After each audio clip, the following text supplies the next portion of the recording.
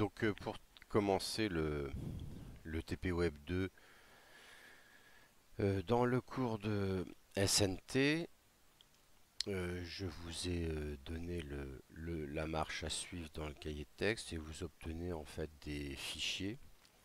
Alors ces fichiers, il faut les télécharger et vous les mettez dans un dossier. Vous mettrez votre nom. Voilà, on voit apparaître les dossiers. Alors le travail, on doit essentiellement le faire sur la page 2, mais bon, vous pouvez aller tout observer, ouvrir les deux, etc. Et faire les deux tout de suite.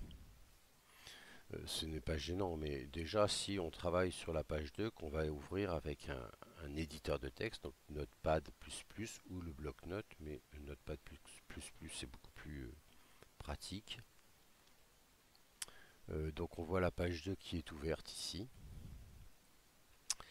Et vous allez aussi ouvrir votre fiche tout de suite style CSS. Voilà. Alors,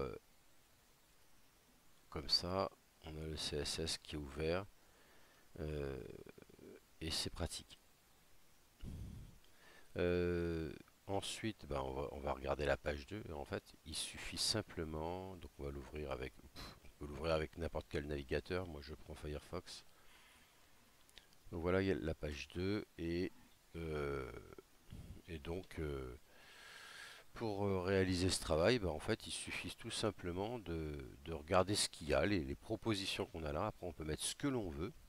On peut mettre qu'une iframe. On pourrait mettre ça, c'est des iframes, c'est des vidéos. Alors, soit que j'ai pris, alors il faudra regarder cette vidéo Creative Commons qui parle des droits d'auteur en fait. Et après, bon voilà, vous avez d'autres iframes et vous aurez une vidéo qui vous parle justement de la création d'iframes, mais surtout de la création de vidéos personnelles.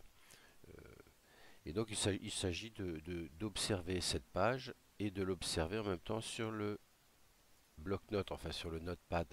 Voilà. Et puis je remplace. Par exemple, vous voyez, j'ai fait défiler du texte. Donc il est où il est là. J'ai fait défiler du texte. C'était la musique d'hommage de Big Flo et Oli. Et bah, pour faire défiler du texte comme ça, à la bonne vitesse, comment on fait? Ben voilà, vous le trouverez là, c'est la balise marque avec la vitesse qui est donnée là. Les iframes elles sont là, les titres, le nom de la page, l'insertion du fichier audio, les images. Faudrait créer un retour à la page index, c'est-à-dire qu'à la page 1 que vous n'avez pas encore à faire. Ce que vous allez mettre dans le pied de page. Donc c'est relativement simple, il suffit de changer en fait. Et après vous n'êtes pas obligé de mettre de, de, de, de fichiers MP3. Vous êtes voilà, vous n'êtes pas obligé de mettre autant d'iframes. Alors ce qui peut être marrant aussi dans les iframes, si vous avez plein de vidéos personnelles, c'est de faire plein de petites iframes, plein de petites insertions d'écran, comme ça, euh, dont vous donnerez les dimensions ici.